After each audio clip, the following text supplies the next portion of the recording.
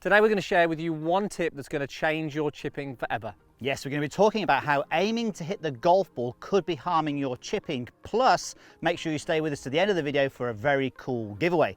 Hi, we're Piers and Andy from Meandmygolf. Now, if you're serious about improving your game this year, you need to hit that subscribe button, plus hit the notification bell so you get notified on our latest videos. So, Andy, let's get straight into this. Let's hit a chip shot. Okay, I've got a nice tight flag here as well at the 12th at the Asprey.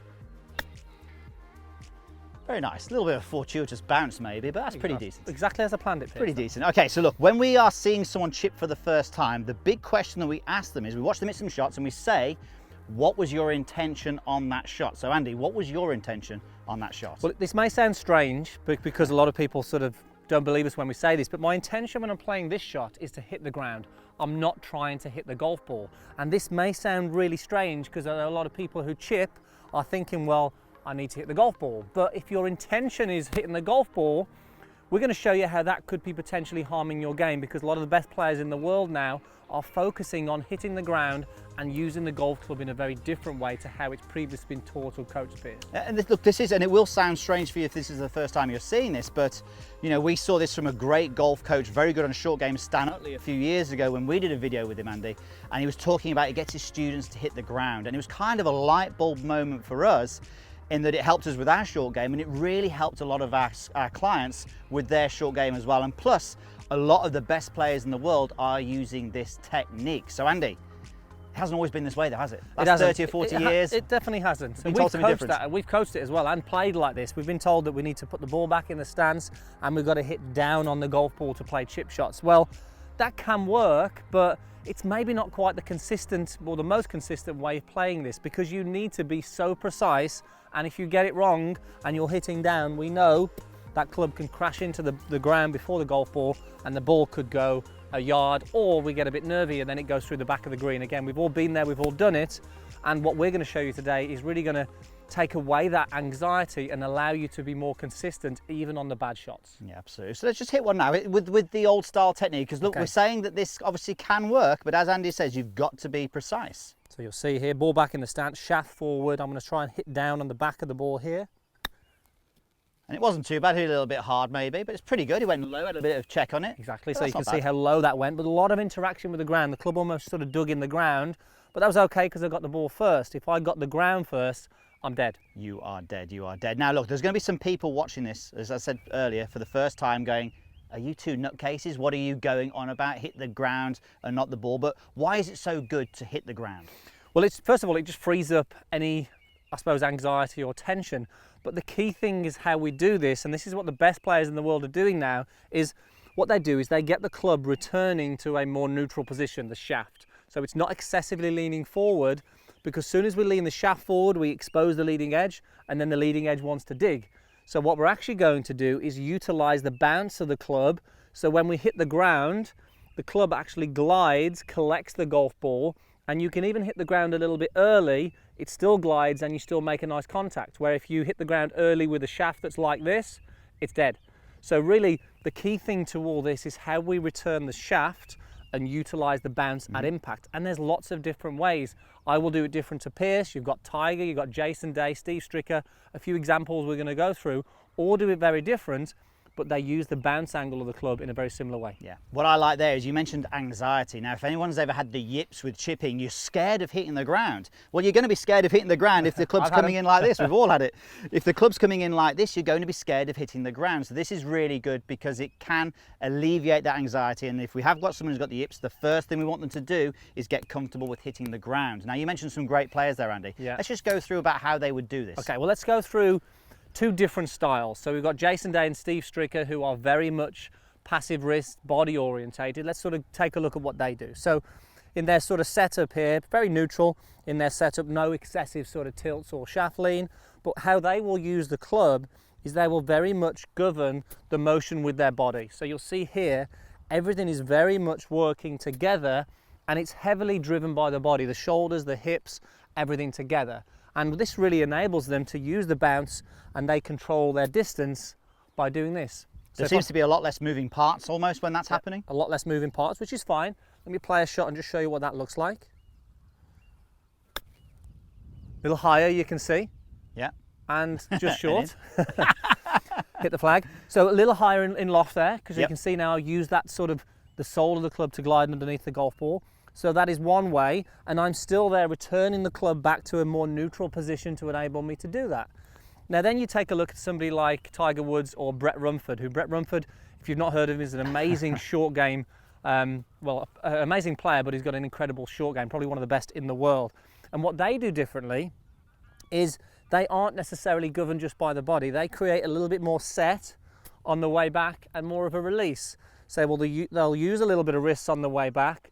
Now if I just drive with the body here, I'm creating too much lean with the shaft. So what they do is they will have a bit more wrists, but the key thing to get the club back to a neutral shaft position is now to release the angles. So the body is a little quieter and there's a bit more independent motion with the club head and a release of the club head. So a little bit of wrists involved, which is fine, but really the key thing is understanding which one you're going to be and experimenting to find, do you need wrists or do you need body? But if you use your wrists, then you need to have a bit more of a release. Let's have a go at the Rumford Woods method. Okay, so you'll see here a lot quieter with the body. It's going to really feel if I set the wrists. A little hard on that one. And again, what you have to remember is if I'm bringing the wrists in, that's a speed. And you can see there, because I've created some wrists there, that's increased the speed there. So again, it takes a little bit of working out, but the key thing is what's going to be most consistent for you. Yeah, and you can see when you're hitting all of those shots there, the only one where you've dug the ground up a little bit obviously was the forward shaft leaning one. So you can see the interaction on the ground is pretty good. Okay, so look, again, for the viewers at home, what about drills? What have we got some drills that we can... Okay, well the first thing is the intention. So I want you guys at home to, first of all, change the way you think. Your focus is going to be ground. So I'm going to put a T-peg either side of the golf ball, and we're going to put it, imagine a line between these two T-pegs, and I'm going to give myself 2 inches between where the ball would be, it may be 2 inches between where the ball would be and that line. Now my focus when I'm hitting these shots now is to allow the club to actually land in between the tees and the ball. This is strange. Now the key thing when you do this, if you do this like this with the shaft forward and you hit that ground, again dangerous. So it's going to train you to actually try and hit the ground. And you can see every time I'm doing this now, my focus is to brush the grass. And if I'm doing that with a good bounce angle, it's a huge difference. And I don't feel like I've got that pressure to be so precise, and I don't get sort of jerky on it. It just makes so much sense to us, and I think you look again, there'll be some resistance from yourself, but guess what, when you get past that, there'll actually be less resistance literally in the ground when you're swinging the club through it. So nice. That was for me there, I really just tried to hit that ground first. Yeah. That was my natural stroke, which for me is, I'd say, somewhere in between the two swings. I like to use a little bit of wrist to create some feel. Now I'm going to get in here, I can't get too close obviously, but I was watching where you hit the ground there. You hit the ground level with the T-pegs, and the ball is what, 1.5 inches past those? Exactly, yeah. Unbelievable. Exactly. So let's go through a couple of drills. It's going to help you sort of feel where we should be through the golf ball. So first one is, get the golf club, choke it down. I want you to feel you getting your setup so your arms are sort of naturally hanging down, and you're going to jab it just in the left hip. Okay, so it's just lightly touching there. Now from here, you're going to do a backswing, whether it's passive with the wrists or whether it's a little bit more wristy. The key thing is here now, as I swing down to impact, I want to return the butt end of the club back into that same spot, back into where the left hip is. So as I do this and swing through, I've got the release of the club, or I've just got the release of the body.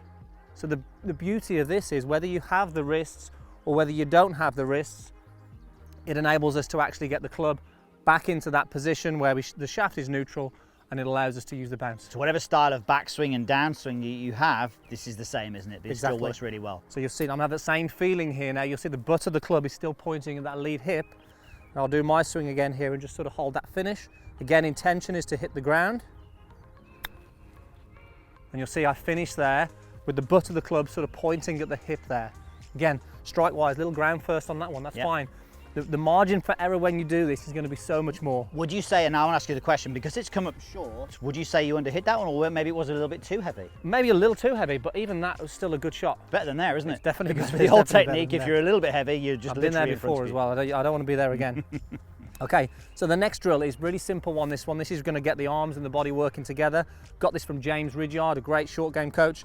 So in your setup, you're going to go right hand only, and from here, all you're going to do is really you're going to keep the connection with your lead arm, your trail arm, to your body. Now from here, what we want to do is swing back and through, and just maintain that connection as we swing through. What we don't want to do is get the arms pushing too much away from the body, because that can cause us to get sort of the leading edge and get the club head moving away from the body too much. So it really helps us use the bounce and use the body in a great way and sort of brush that ground at the right spot. You'll see here, the shaft is almost releasing past me a little bit. And again, this is a very passive one as well. There's not a lot going on with his wrists. He's just literally turning the body. Pretty good. Again, a little hard on that one, but really nice, contact on there.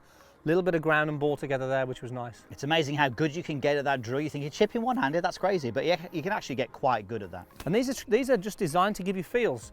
All these drills are literally feels for you to go, oh, does that feel different to me? Or if you do this drill and then you feel that you're doing more of this, it highlights where your tendencies and your technique goes.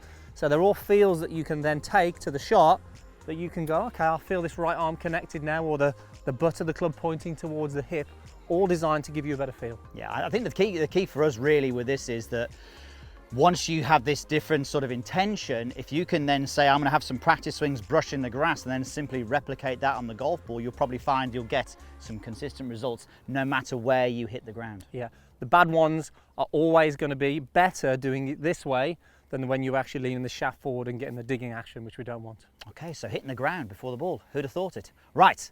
We also said there was going to be a pretty cool giveaway. So how would you like to win a tailor-made milled grind 2 wedge? Well, guess what? You can. All you need to do to enter the competition is you must be a subscriber, you must hit the like button, and then from there you have to leave a comment. So that's what you have to do to win one of these beautiful wedges. Yeah, get involved, guys. Leave a comment down below and we'll choose the winner as soon as we can. Now, if you want to have more coaching from myself and Peace, look, the season is underway. We want to help you play the best golf you can this year.